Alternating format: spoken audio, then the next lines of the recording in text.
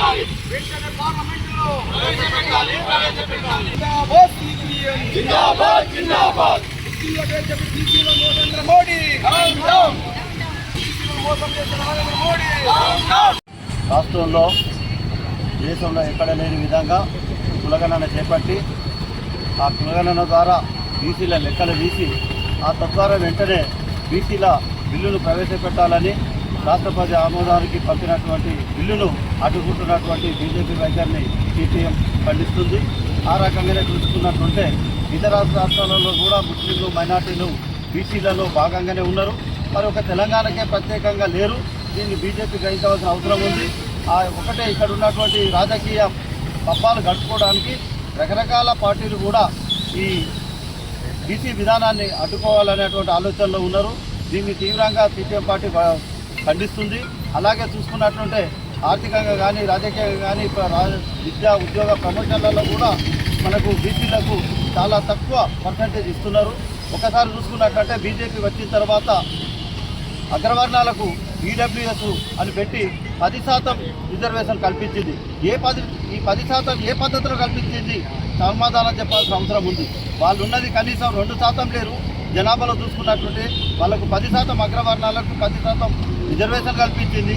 58% ఉన్నటువంటి బీసీలకు మనం అడుగుతున్నది 42% అడిగితే ఇవ్వడానికి వీళ్ళు అడ్డుపడుతున్నారు. వాస్తవంగా చెప్పినట్లుంటే వాస్తవంగా ఆ 4% 6% ఉన్న వాళ్ళకు మేమే వాళ్ళకి ఇవ్వాలి, మా దగ్గర నుండే మా వాటా తీసుకోవాల్సిన అవసరం ఉంది. కానీ మేము వాళ్ళను అడగవలసిన అవసరం లేదు. ఈ సందర్భంగా బీసీలకు చెప్పాల్సింది ఏంటంటే మనందరం కూడా ఐక్యంగా ఉండి పోరాటం చేసి ఈ బీసీలమందరం కూడా మనము వాళ్లకు బిచ్చమేయాలి, మనం దాన్ని సాధించవలసిన అవసరం ఉందని బీసీలకి సందర్భంగా తెలియదు.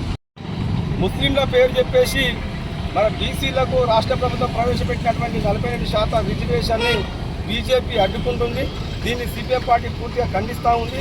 నిజంగా బండి సంజయ్ సిద్ధత ఉంటే వెంటనే లోక్సభలో ప్రధానమంత్రులు మాట్లాడి బీసీ బిల్లును ప్రవేశపెట్టే విధంగా చర్యలు తీసుకోవాలని, మరి బీజేపీ అయితే వాళ్ళు పాలిస్తున్నటువంటి రాష్ట్రాలలో మరి అక్కడ ఏ రకంగా రిజర్వేషన్ అక్కడ ముస్లింలతో పాటు అందరికీ రిజర్వేషన్ అమలు చేస్తూ ఉంది. మరి తెలంగాణకు వచ్చే వరకు మరి దీన్ని తప్పుపట్టే విధంగా కేవలం ఈ బిల్లును అడ్డుకునేందుకే ముస్లిం పేరు చెప్పి హిందువులను రెచ్చగొట్టే విధంగా ఈరోజు బండి సంజయ్ వాక్యాలు ఉన్నాయి. కాబట్టి ఇంకా ఎంతకాలం మీరు ఈ ముస్లిం పేరు చెప్పి హిందువులను మోసం బీసీలను మోసం చేస్తారని సందర్భంలో అడుగుతా ఉన్నాం.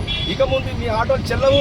ఇంకా ఇప్పటికే చాలా ఎన్నో తప్పులు చేసి హిందువుల పేరు చెప్పుకుంటూ ముస్లింల బూచి చూపి హిందువుల మోసం చేస్తూ రావడం జరుగుతూ ఉంది. కాబట్టి ఇప్పటి కూడా హిందువులు బీసీలు అందరూ ఐక్యమవుతా ఉన్నారు. ఈ విషయాన్ని బండి సంజయ్ గ్రహించాలి. ఇక ముందు ముస్లింల పేరు చెప్పడం బీసీ బిల్లును అడ్డుకుంటే ఖబర్దారని సందర్భం తెలియజేస్తాను. వెంటనే చిత్తశుద్ధి ఉంటే ప్రధానమంత్రితో మాట్లాడి మరి అక్కడ బీసీ బిల్లును లోక్సభలో ప్రవేశపెట్టాలి. మీ రాష్ట్రంలో ఒక విధానం, ఇక్కడ తెలంగాణకు వచ్చే ఇంకో విధానం. అధికారంలో ఉంటే ఒక విధానం, అధికారం లేకుండా ఇంకో విధానం వేరు సరైన పద్ధతిలో భారత రాజ్యాంగం అన్ని రాష్ట్రాలు సమానంగా ఉంటాయి. కాబట్టి ఆ విషయం తెలుసుకోవాలని ఈ సందర్భంగా తెలియజేస్తా ఉన్నాం. రాబోయే కాలంలో బీసీ బిల్లును అడ్డుకుంటే తీవ్రంగా పోరాటాలు చేస్తామని ఈ సందర్భంగా తెలియజేస్తా ఉన్నాం.